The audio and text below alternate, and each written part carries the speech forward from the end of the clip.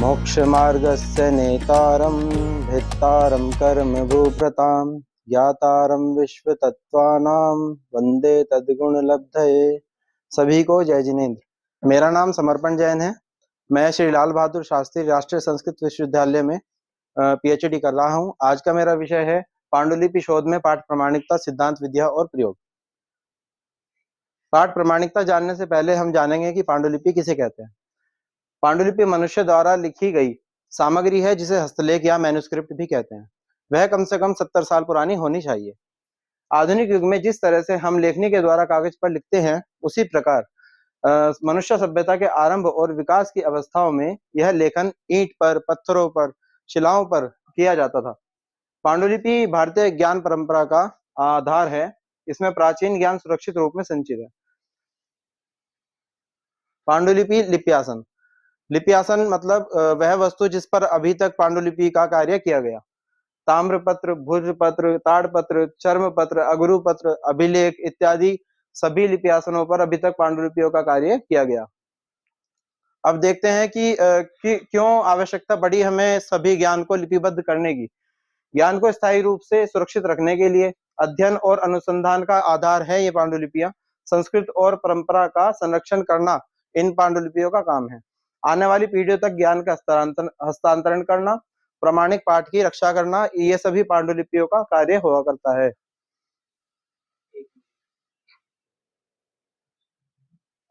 अब देखते हैं हम शब्द विकार। पहले ज्ञान का प्रचार प्रसार किस तरह से होता था। कोई एक मूल पाठ जो होता था या मूल ग्रंथ जो होता था उस मूल ग्रंथ को अलग अलग लिपिकारों द्वारा लिखवाया जाता था। फिर उसके बाद कुछ सालों बाद फिर दोबारा से उसका जब लिपिकारों द्वारा लिखवाया जाता था तो उसमें कुछ शब्द विकार आ जाते थे। जैसे पहले किसी ने लिखा राम, किसी मूल लेखक ने राम लिखा, तो उसके बाद उसे भ्रम हुआ कि ये राम नहीं राय है। उसके बाद या का च समझ लिया कि उसके ऊपर की शिरोरेखा उससे नहीं मैच खा रही है, तो इसलिए उसको राज समझ लिया, फिर उसको सच समझ लिया। इस तरह से शब्द विकार आते आते वो लास्ट में रुच हो गया।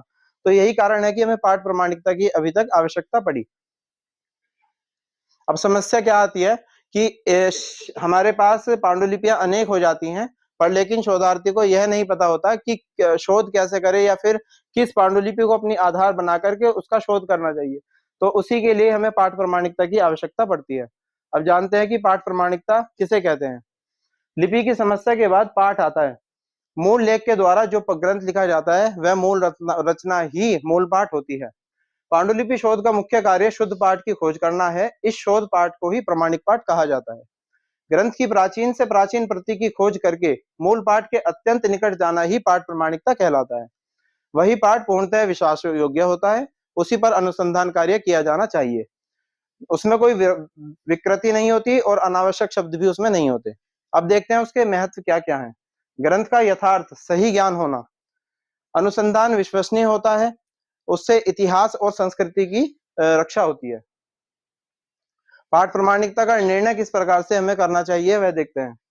अनेक पांडुलिपि को एकत्रित करके उनमें से आदर्श प्रति चुन करके उसमें हमें शोध करना चाहिए। मूल पाठ के निकट स्थित पाठ को स्वीकार करके ही पांडुलिपि पर शोध किया जा सकता है। समान असमान पाठों का अध्ययन करना भी इसके ही अंतर्गत आएगा। अब एक चीज होती है क्रिटिकल एडिशन, वह कैसे तैयार होता है वह देखेंगे। सबसे पहले किसी एक ग्रंथ की अनेक प्रतियों को चुनना, सबसे पहला कार्य क्रिटिकल एडिशन को तैयार करने का होता है।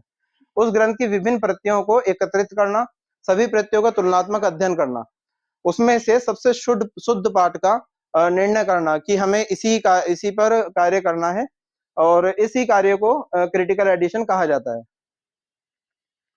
पांडुलिपि शोध का मुख्य तत्व पाठ प्रमाणिकता है। केवल शुद्ध पाठ के माध्यम से ही शास्त्र अध्ययन सफल होता है। पाठ प्रमाणिकता के संरक्षण से भारतीय ज्ञान परंपरा सुरक्षित रहती है। धन्यवाद।